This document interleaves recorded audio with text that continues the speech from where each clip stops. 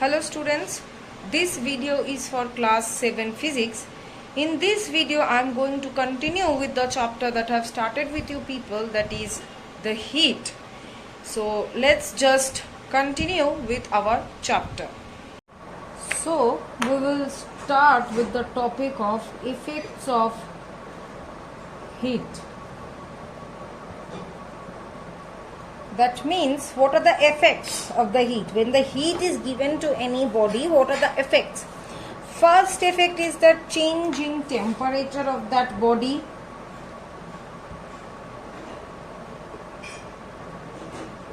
Second effect is that change in size or shape of the body.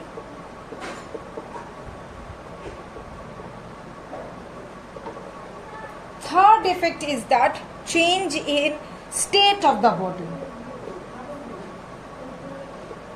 So we will discuss at first change in temperature of the body, the first point. Now according to your common sense, what happens when a body is heated? Obviously the temperature of that body will rise up or will increase. Similarly, when the heat is being withdrawn or when it is being cooled, so what happens at that time? The temperature of that body will decrease. Okay, so this changes takes place when you apply a heat or when you just remove the heat from the body. Next is the change in size or shape of the body. So it is being stated that when a body is heated, then that body will expand. So when it is heated, it will expand. Now when it is cooled, it will constrict. Okay, that means when the body is heated, it will expand or increase in its volume. When it will be cooled, the volume will, or the shape or the size will decrease or constrict. Okay, next is the change in state of the body. Now we know that the matter, any matter, exists in three states. What are the three states? Solid, liquid and gas. These are the three states. Now the change of the process of change of one state to another is termed as the change of state. Now when a solid is heated, when a solid will be heated, then it will change into liquid. Now this is termed as melting. So effects of heat giving us some terms as well. So if I am considering the third point, that is the change of state.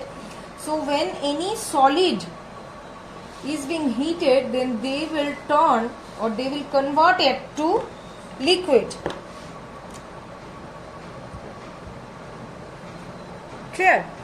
Now this conversion of solid to liquid at a fixed temperature, obviously below that temperature it is not possible, above that temperature it may vaporize.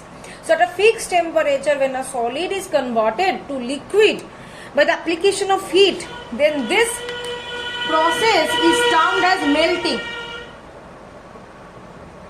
Understood? Now just think about the reverse one. That means when a liquid is cooled, that means heat is being withdrawn. When a liquid is cooled, then it will turn to solid. Just the reverse process. When a liquid is cooled, then it will turn to solid, and then this process is termed as freezing. So what is freezing and what is melting? These are two opposite processes. Melting means when a solid at a fixed temperature changes to liquid. That is the melting. That process is called melting. And freezing means when a liquid, on the withdrawal of the heat, when the liquid changes to solid, then that process is called freezing. Just the example is that ice,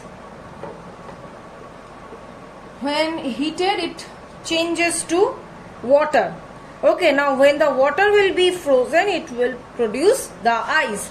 So this 0 degree Celsius is the temperature at which the ice will be converted to water. Now when a liquid is heated, now the next point is that when a liquid is heated, now the solid portion is done, now we will go for the liquid part.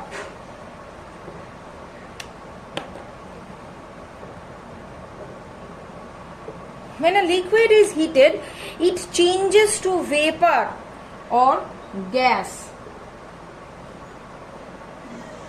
It changes to vapor or gas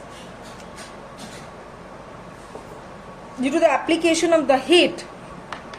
This process is termed as vaporization or boiling.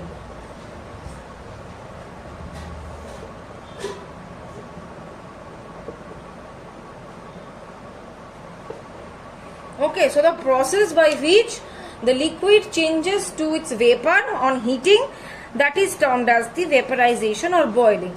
Now the opposite process of vaporization or boiling is condensation.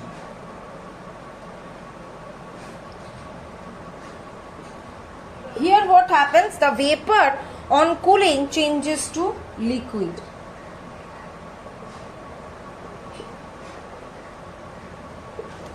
Obviously on cooling it changes to liquid. Think about a glass of chilled water.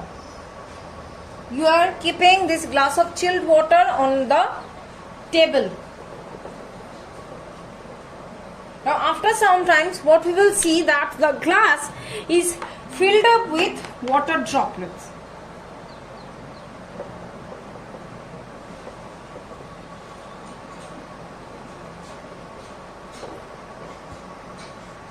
Now how these water droplets forming on the surface of the glass, this is due to the result of the condensation. See, this glass is containing chilled water or cold water. Now when the atmospheric water vapor coming in contact with this cold water, they form this liquid droplets of water on the surface of the glass. The vapor, the water vapor which are present on the atmosphere, they form these liquid water droplets on the glass surface. This is termed as condensation. Okay, so when the water is boiled, the temperature is 100 degree. Okay, 100 degree Celsius, at which the water changes to steam. So here the temperature is 100 degree Celsius. Similarly, when the steam is condensed, the temperature remains constant. That means that also 100 degree Celsius. When this steam is condensed to form the liquid, at that time also the temperature remains constant, 100 degree Celsius. So this was about the condensation. Now we will move on to the topic or the term sublimation.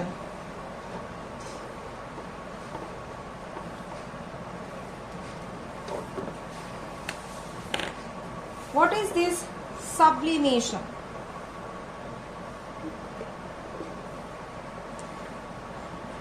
Now when a solid is being heated, now the solid when heated in normal condition it changes to liquid, but in this case when a solid is being heated it will change to gas directly without the formation of liquid. This is termed as sublimation, this process. That means heating of solid causing it to change directly to the vapor state but not into the intermediate liquid state, that is known as sublimation. That means it is forming vapor directly from the solid. Clear? Now the change directly from the vapor to solid, that means the opposite case, that means gas to solid on cooling.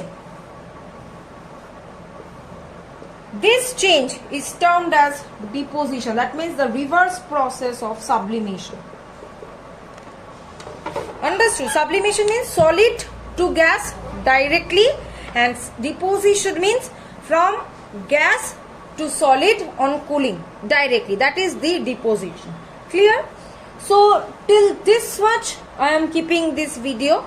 In the next video I will continue with the chapter. Thank you.